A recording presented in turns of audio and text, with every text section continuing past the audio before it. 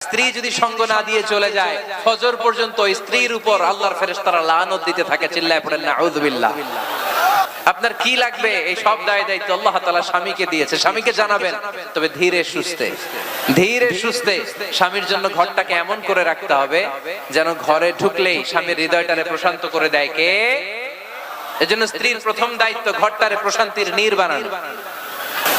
একটা সুখী দাম্পত্য জীবনের জন্য স্ত্রীর 2 নাম্বার দায়িত্ব হচ্ছে স্বামীকে ইন্সপায়ার করা, স্বামীকে সাহস যোগানো, পিছন থেকে ড্রাইভিং পুশের মতো কাজ করা। কারণ স্বামীকে যখন স্ত্রী সাহস যোগায় স্বামীর সাহস বেড়ে যায়, ঠিক কি না?